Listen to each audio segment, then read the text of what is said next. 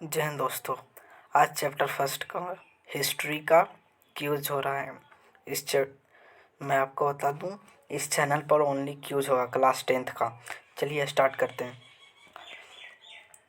Italy तथा Germany वर्तमान में किस महादेश के अंतर्गत आते हैं? आपको आंसर पता होगा तो लाइव चैट में ज़रूर आंसर लिखिएगा।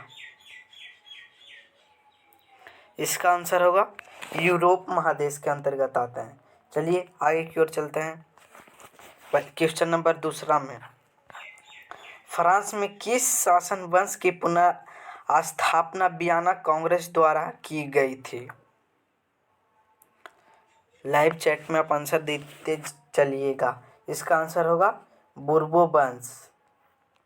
चलिए अब क्वेश्चन नंबर थर्ड की ओर चलते हैं। मेजनी का संबंध किस संगठन से था? मेजनी का संबंध किस संगठन से था? इसका आंसर होगा कॉर्बनरी संगठन से था। चलिए अब आगे की ओर चलते हैं। क्वेश्चन नंबर 4, इटली एवं जर्मनी के एकीकरण के विरुद्ध निम्नलिखित में कौन था? इटली एवं जर्मनी के एकीकरण के विरुद्ध निम्नलिखित में कौन था? आंसर भेजिएगा। इसका आंसर होगा ऑस्ट्रिया। चलिए अब क्वेश्चन नंबर 5 में चलते हैं। काउंट्स कबूर को विक्टर्स एम्मानुएल ने किस पद पर नियुक्त किया था? इसका आंसर होगा प्रधानमंत्री के पद पर नियुक्त किया था। चलिए अब आगे अगले क्वेश्चन की ओर चलते हैं। क्वेश्चन नंबर 6, गैरिबाल्डी पेसो से क्या था? गैरिबाल्डी पेसो से क्या था? गैरिबाल्डी पेसो एक क्या था? इसका आंसर हो जाएगा नाविक था। चलिए क्वेश्चन नंबर 7 चलते हैं। जर्मनी राइन राज्य का निर्माण किसने किया था? इसका आंसर भेजिएगा। इसका आंसर होगा नेपोलियन बोनापार्ट। चलिए अब अगले नंबर क्वेश्चन पर चलते हैं। क्वेश्चन नंबर 8 पे, जोल्वेरानी कैसी संस्था थी? जोल्वेरीन कैसी संस्था थी? इसका आंसर भेजिएगा। इसका आंसर होगा व्यापारियों की। चलिए अगले क्वेश्चन की ओर चलते हैं। क्वेश्चन नंबर 9 में चलते हैं। रक्त एवं लौह नीति का अवलंबन किसने किया? इसका आंसर होगा बिस्मार्क ने। चलिए क्वेश्चन नंबर 10वां की ओर चलते हैं। आई होप कि आप लोगों को मज़ा आ रहा होगा किस क्यूज में। फ्रैंकफर्ट की संधि कब हुई? फ्रैंकफर्ट की संधि कब हुई? इसका आंसर हो जाएगा 1871 ईस्वी में। 1871 ईस्वी में। चलिए अब अगले क्वेश्चन नंबर 11 की ओर चलते हैं। नेपोलियन की क्रांति कब हुई थी? नेपोलियन की क्रांति कब हुई थी? इसका आंसर हो जाएगा 1821 में। चलिए अब क्वेश्चन नंबर 12 की ओर चलते हैं। चार्टिस्ट आंदोलन कहाँ हुआ? इसका आंसर हो जाएगा इंग्लैंड में। इसका आंसर हो जाएगा इंग्लैंड में। चलिए अब अगले क्वेश्चन की ओर चलते हैं। यूनान को एक स्वतंत्र राष्ट्र घोषित किया गया था। कब किया गया था ये आपको बताना है। बताइए प्लीज। इसका आंसर होगा 1832 में। 1832 में, हाँ जी बिल्कुल सही है। चलिए अब क्वेश्चन नंबर 14 की ओर चलते हैं। कॉर्बेनरी संगठन किस वर्ष हुआ? कॉर्बेनरी संगठन किस वर्ष हुआ? क्वेश्चन नंबर 14, प्लीज़ बताइए ऑप्शन आंसर। इसका आंसर होगा 1810 ईस्वी में।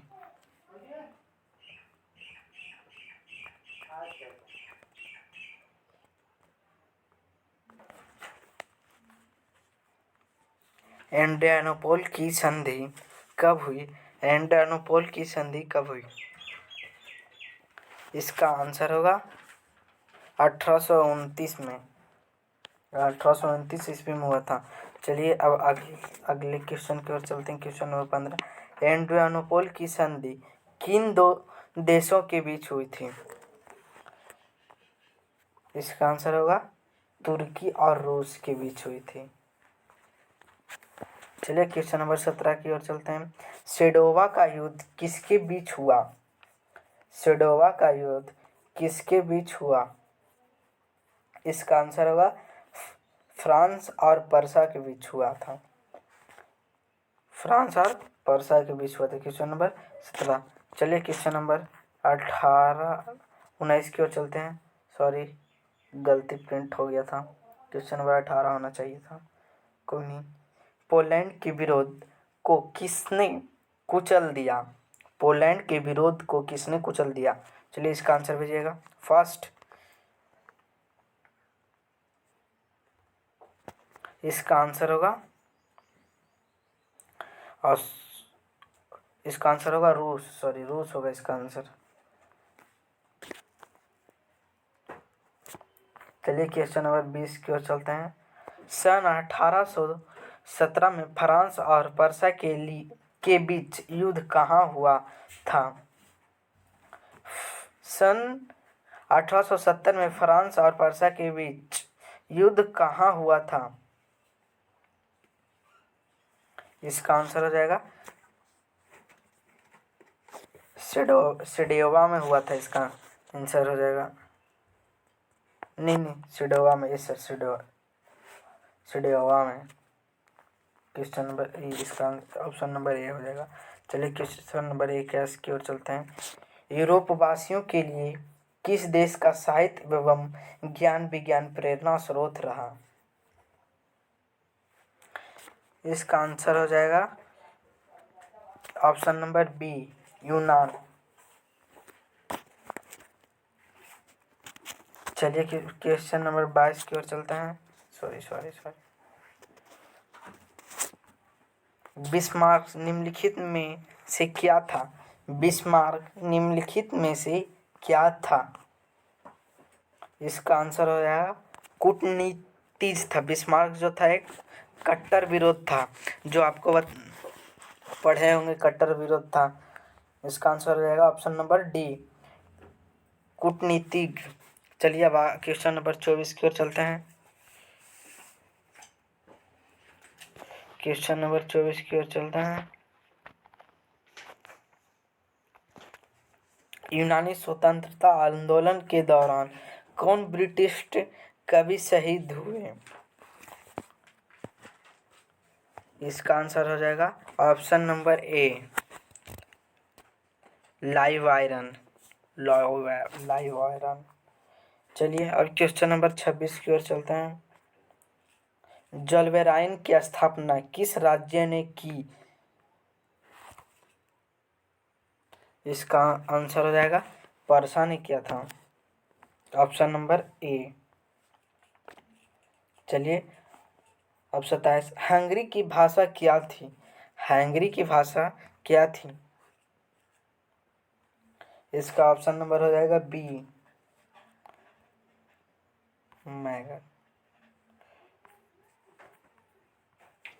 यूनान के स्वतंत्रता संग्राम में किसकी पराजय हुई थी?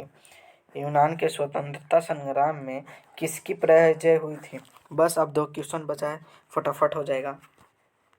इसका आंसर हो जाएगा तुर्की, ऑप्शन नंबर बी। अब चलिए अब क्वेश्चन नंबर 29 की ओर चलते हैं।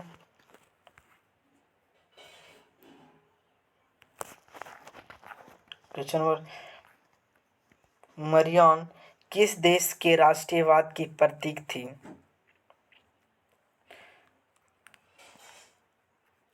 इसका आंसर हो जाएगा ऑप्शन नंबर ए, फ्रांस। इसका आंसर हो जाएगा ऑप्शन नंबर ए, फ्रांस। चलिए अब अगले लास्ट क्वेश्चन की ओर चलते हैं, एकदम लास्ट है।